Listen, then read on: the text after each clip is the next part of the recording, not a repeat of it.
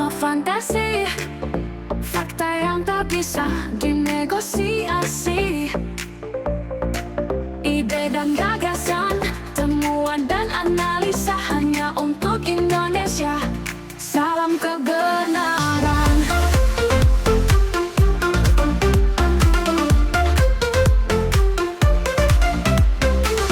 Bismillahirrahmanirrahim. Assalamualaikum warahmatullahi wabarakatuh. Sahabat Dokter Tifa dimanapun Anda berada, hari ini saya akan ajak Anda untuk bahas agenda 2030-nya United Nations atau PBB. Ini sudah dicanangkan dari sejak tahun 2015 dan akan dilaksanakan tahun 2030. Dan Anda mesti tahu karena melibatkan kita semua ya. Bukan melibatkan apapun, nasib kita semua nih yang diperlibatkannya. Jadi harus kita analisis dan Anda harus tahu ya. Jadi agenda 2030 United Nations itu adalah sebuah rencana aksi global yang akan diikuti oleh seluruh negara anggota dari PBB ya. Dokumen ini berisi 17 Sustainable Development Goals atau SDGs, tujuan pembangunan berkelanjutan ya. Jadi selanjutnya saya akan sebut SDGs ya, Sustainable Development Goals. Jadi SDGs ini dirancang untuk ceritanya ya, Noble Mission-nya, misi mulianya adalah mengakhiri kemiskinan, melindungi planet, memastikan kesejahteraan bagi semua pada tahun 2030 begitu. Latar belakangnya ya, jadi agenda ini merupakan kelanjutan dari yang disebut sebagai MDGs, Millennium Development Goals, yang sudah berakhir tahun 2015. Sejak 2015 namanya SDG, Sustainable Development Goals. Dan cakupannya lebih luas ya, dimensi sosial, ekonomi, lingkungan secara lebih komprehensif gitu ya. Sekarang saya bicarain hal-hal yang mainstream dulu ya. Mainstream dulu, nanti nanti yang anti mainstreamnya nanti. Sekarang yang mainstream dulu. Jadi Anda tahu duduk masalahnya dulu ya. Jadi 17 SDGs itu satu, dunia tanpa kemiskinan. Jadi menghapus semua bentuk kemiskinan di seluruh dunia. Oke. Kedua, dunia tanpa kelaparan. Jadi orang di seluruh dunia tuh nggak boleh lapar lagi karena itu ada pangan, ada pertanian yang berkelanjutan. Kemudian yang ketiga, tidak ada lagi orang sakit. Jadi kesehatan seluruh manusia di dunia itu harus sehat, harus sejahtera. Jadi menjamin kehidupan yang sehat dan mendukung kesejahteraan bagi kita semuanya gitu. Kemudian yang keempat, nggak ada lagi orang yang tidak berpendidikan, nggak ada lagi orang yang boleh bodoh. Jadi SDGs ini akan menyediakan pendidikan inklusif dan berkualitas untuk semuanya. Kemudian nomor 5-nya kesetaraan gender, menghapus diskriminasi gender dan memberdayakan perempuan, dan di sini ada tanda tanya ya soal gender ya. Kemudian yang keenam adalah pengaturan air bersih dan sanitasi yang layak, menjamin akses air bersih dan sanitasi buat semuanya. Kemudian yang ketujuh, energi bersih, clean energy dan terjangkau, memastikan akses terhadap energi yang terjangkau, andal dan berkelanjutan. Kemudian nomor 8, pekerjaan layak dan pertumbuhan ekonomi yang berkelanjutan. Jadi lapangan kerja ditingkatkan, pertumbuhan ekonomi inklusif dilakukan gitu. Kemudian yang ke-9, industri, inovasi dan infrastruktur, mendorong industrialisasi inklusif dan inovasi. Oke, bagus. Nomor 10, tidak adanya lagi ketimpangan ya, jadi mengurangi kesenjangan sosial dan ekonomi. Kaya miskin nggak ada lagi lah gitu. Jadi gimana, miskin semua atau kaya semua. Nomor 11 adalah pembangunan kota dan pemukiman yang berkelanjutan. Inilah yang disebut sebagai 15-minute city ya. Membangun kota inklusif, aman, dan berkelanjutan. Noble Mission kan ya. Kemudian nomor 12 adalah konsumsi dan produksi yang bertanggung jawab. Mengurangi limbah dan meningkatkan efisiensi sumber daya. Kemudian yang ke-13 adalah penanganan perubahan iklim. Mengambil tindakan cepat untuk mengatasi perubahan iklim dan eksesnya gitu. Kemudian yang ke-14, mengatur ekosistem lautan, melindungi dan menggunakan sumber daya laut secara berkelanjutan.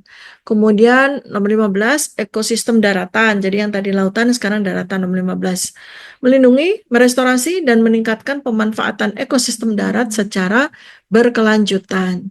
Kemudian 16, terjadinya perdamaian, keadilan, dan kelembagaan yang kuat. Membangun masyarakat yang damai dan inklusif. Kemudian yang ke-17 atau yang terakhir adalah kemitraan untuk mencapai tujuan, memperkuat kerjasama global, dan pembangunan berkelanjutan. Ini kan kelihatannya sangat mulia ya gitu. Tapi coba Anda pakai logically thinking aja deh ya. 5 tahun dari seluruh negara di dunia carut marut seperti ini, mungkin nggak sih tercapai dalam 5 tahun ya. Nah, makanya nih sekarang kan kita mesti ulik ya secara deep dive, secara lebih mendalam. Kalau kita lihat dulu dari mainstream common sense gitu ya.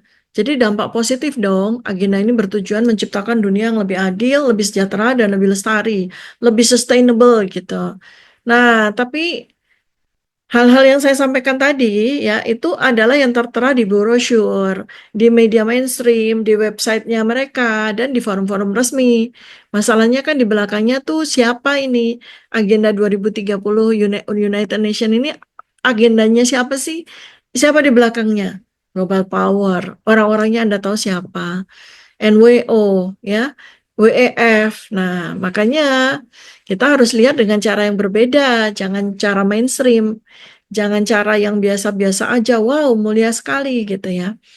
Jadi Agenda 2030 ini kan sering sekali dipromosikan sebagai sebuah solusi untuk mencapai dunia yang lebih adil dan berkelanjutan, kan gitu. Namun, coba dianalisis dengan perspektif yang lebih dalam, deep dive, beyond conventional thinking, ya, secara historical, filosofinya, geopolitiknya, dan sekarang ini udah menuju kepada Perang Dunia Ketiga, sudah pada berseteru di mana-mana, ya. Apa iya gitu kan? Itu benar-benar noble mission yang mereka kehendaki. Apalagi ketika kita tahu global power, ya, aktor-aktornya siapa, terlibat penuh dengan upaya Agenda 2030 ini, ya kita harus tempatkan kemungkinan-kemungkinan lain di balik narasi-narasi resmi yang dipropagandakan oleh mereka kan. Jadi kita mesti lihatnya tuh benar-benar dengan wide angle gitu ya. Misalnya ada kemungkinan apakah SDG ini bukanlah sekedar kebijakan pembangunan, melainkan sebuah blueprint transformasi global menuju era berikutnya, peradaban baru, yang saya sebut sebagai peradaban transhumanism, Adam 5.0, dan meliputi di dalamnya adalah global control. Mari kita dalami ya. Pertama, kita coba tempatkan Agenda 2030 ini sebagai sebuah tahap awal transisi menuju transhumanism. Nah, apa yang termaktub di situ ya? Sekarang manusia kan masih ada dalam fase Adam 4.0 kan, manusia biologi. Manusia biologi ya. Nah, kemudian andai kata coba kita tempatkan Agenda 2030, ini maksudnya United Nations, maksudnya PBB adalah sebuah fase akselerasi menuju peradaban baru transhumanism, di mana manusia Adam 4.0, manusia biologis, mulai bergabung dengan mesin, AI, dan sistem global yang terkoneksi. Kan seperti itu yang sedang mereka kembangkan, toh? Nah, sekarang Agenda 2030 ini bagaimana nih mendorong akselerasi dan transformasi ini? Pertama ya, coba lihat di SDGs 3 ya, kesehatan gitu kan. Semua orang sehat, tapi di baliknya program-program dari United Nations, program dari WEF, dari WHO terkait dengan ini apa? Ya, mereka mengembangkan digitalisasi layanan kesehatan menuju sistem biometrik ID atau ID 2020, kemudian vaksinasi massal gitu kan, sebagai tahap awal untuk kontrol penuh atas tubuh manusia. Kemudian mereka mempromosikan ya injeksi partikel mRNA ya, yang sudah diuji cobakan pada masa kemarin, yang sudah diuji cobakan pada masa pandemi 3 tahun kemarin kan, mRNA ya basisnya platformnya. Kemudian teknologi genetic editing CRISPR yang membuka jalan untuk modifikasi genetik massal tanpa adanya resistensi sosial. Jadi itu alatnya seperti itu. Maka kedepannya ya, sistem imun dapat dikendalikan bukan hanya oleh tubuh sendiri, tetapi oleh AI dan global farmasi. Kan begitu ceritanya. Oke. Terus kemudian kalau kita lihat dari SDGs 8, 12, dan 13 ya. Itu kan tentang green energy, green economy, dan penghapusan kepemilikan pribadi. You will own nothing and you will be happy. Itu jargon dari WEF ya. Jadi agenda ekonomi berbasis green, green, green ya, bukan hanya untuk keberlanjutan lingkungan, tetapi untuk menciptakan sebuah sistem ekonomi baru berbasis carbon control dan kredit sosial. Jadi slogannya you will own nothing and you will be happy. Ini sudah dicanangkan WEF ya dari sejak tahun 2016. Jadi agenda 2030-nya itu di 2015. Kemudian agenda you will own nothing and you will be happy itu dicanangkan oleh WEF pada pertemuan Davos tahun 2016 ya. Kemudian kita lihat lagi ya akselerasinya ada di mana. Di SDG 11, 16, dan 17. Di situ menyampaikan memberikan sebuah penjelasan tentang pembangunan kota-kota pintar, smart cities ya, yang diusung dan akan menjadi ekosistem yang sepenuhnya terkoneksi dengan AI, IoT, Internet of Things, dan CBDC, Central Bank Digital Currency. Jadi orang-orang yang tinggal di smart cities itu sepenuhnya menggunakan AI, sepenuhnya menggunakan IoT, dan terkoneksi dengan CBDC sebagai alat tukar. Jadi ini sesungguhnya kan manusia akan hidup dalam sebuah ekosistem yang dikontrol penuh oleh pemerintahan global, di mana semua aktivitas bisa dipantau dan diatur secara otomatis kan gitu tuh. Kemudian kita coba lihat dari SDG 2, kemudian 12, kemudian 15 ya. Ini menyangkut tentang geopolitik depopulasi dan transisi ke neo-feudalisme global. Kok saya bisa bilang begitu? Kita lihat ya.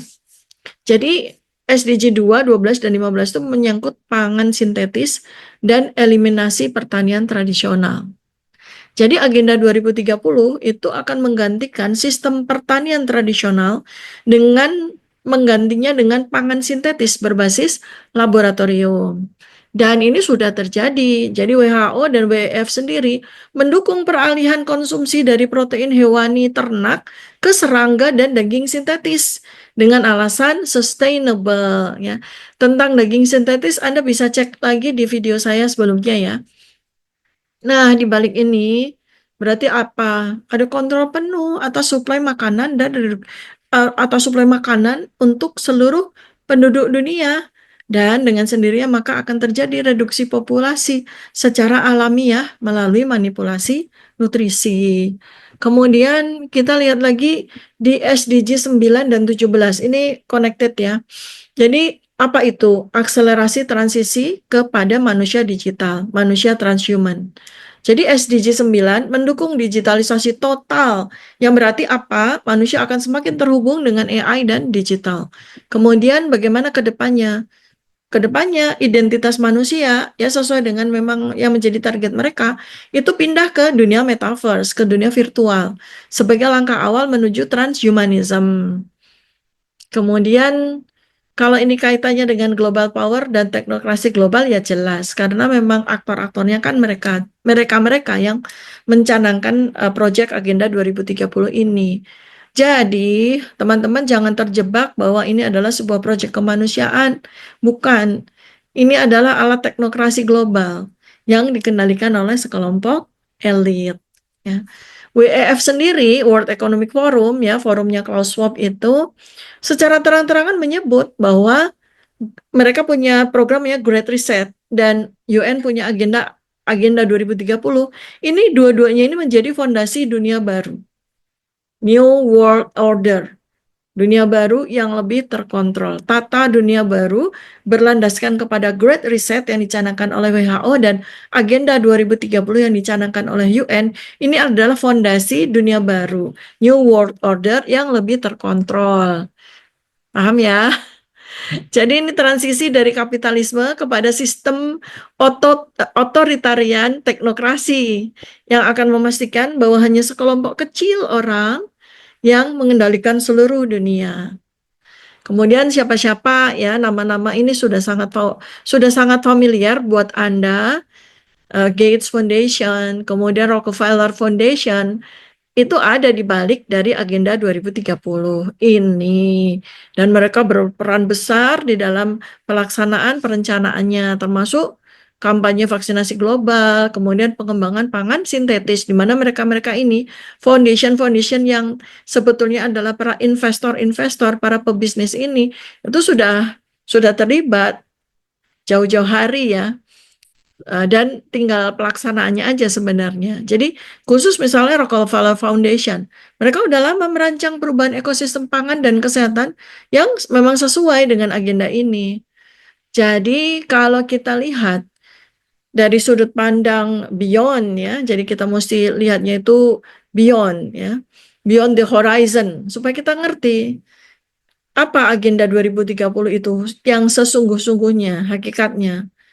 Jadi sebenarnya agenda 2030 itu adalah sebuah akselerator sistem untuk ya mendorong, mengakselerasi peradaban manusia ini menuju kepada peradaban baru, ya peradaban transhumanisme. Ini adalah sebuah langkah pertama di mana manusia bukan lagi entitas biologis mata, tapi bagian dari sistem global yang dikendalikan secara digital oleh segelintir dari orang-orang yang menguasai dunia ini.